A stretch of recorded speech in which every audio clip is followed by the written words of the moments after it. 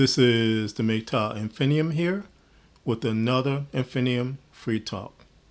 This Infinium Free Talk is entitled The Unrealized Weapon of Devastation. My brothers, I always try to start my day with prayer and meditation upon the Word of God. The other day, in the process of doing the aforementioned, a God notion in the form of two questions suddenly popped into my head. Those questions being, what is the one most devastating thing which happens to a woman when a man walks away with total indifference? And how is that one most devastating thing across the board in terms of every type of relationship a man has with a woman? As I began to ponder on the questions, many answers came to my mind, chiefly being the total loss of access to finances and resources. As well, it was the loss of trust and confidence in what women say or do, such as the espousal of Nuwalt, or the closure of our ears to women when they regurgitate back our own solutions in the form of their hypocritical answers to our issues. It seemed to me again what can devastate women when men walk away from them in total indifference can be varied in nature depending on the situation. As I thought of the many ways which can cause devastation upon women, another God notion question suddenly popped into my mind. But what of a man's heart? At that point, I began to see that my answers to the first two questions were correct but flawed because they were indirect answers to a direct question, the one most devastating thing. It was also at that point I began to understand how our hearts as MGTOW men can become unrealized weapons of devastation. We as MGTOW men know that an important component of our walk towards freedom is the burden in our hearts to seek our freedom. Yes, we also have the components of critical thinking and determination, but again, it is the combination of those components which work together, thus making them powerful aspects of our lives as free men. But above all else, my brothers, I would submit to you that our hearts are the most powerful component of that triad.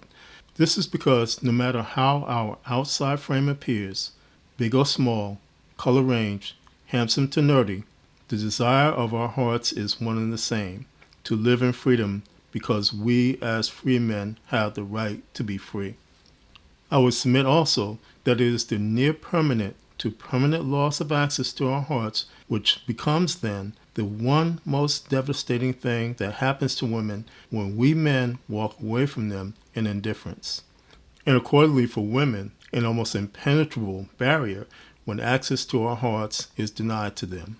Because women, in their underestimation of who we are as men, feel that they can easily regain access to our hearts when they are locked out, they become devastated once they find that our hearts can no longer be unlocked by them. This one point of devastation is because women in general, due to their superiority complex, feel that it is a simple matter of unlocking our hearts when they find that they are initially locked out. This is where adages like a way to a man's heart is through his stomach come from, or in other words, a simplistic view of men wherein, say, a good meal will be good enough to bring back the trust that a man once had for a woman in his heart, which to some degree the aforementioned works, but I would submit again, my brothers, that those success rates are dropping down dramatically nevertheless. When it comes to we MGTOW men, the womanist stance of men can do that, although broad-ranging, is primarily and principally directed at the access and control of our hearts. It then becomes the foundation of every womanist stance that can be thought of when it comes to the aforementioned access and control, such as men must fall on their swords, women are always right, men must do their duty, etc. Simply put, from the standpoint of womanist, women, etc., as MGTOW men, we have no right whatsoever to lock women out of our hearts, thereby locking them out of our lives. As well, we have no right to self-govern ourselves by taking the direction of freedom which the burden of our hearts leads us to. When we MGTOW men are confronted in anger by womanists, women, etc. about our way of life, it is because of the devastation of being locked out of our hearts. It is this point of devastation that women suffer the most from because it is incomprehensible to their nature as well as thinking. As well, this shifts the formation of the foundation of women's intense angst against the MGTOW philosophy from not just a mere loss of resources, but to the one most devastating thing that could ever happen to them, the loss of access to our hearts. And why the loss of access to our hearts can be the one most devastating thing which can be broad-ranging to women in every way possible. It is why men will not get married. It is why women cannot find men to mentor them in the workplace. It is why sons walk away from their mothers indifferent to their needs. It is why men will no longer help women when they now cry for help. Again, being locked out of a man's heart is the one point of devastation which then creates every point of devastation that can ever be imagined by a woman.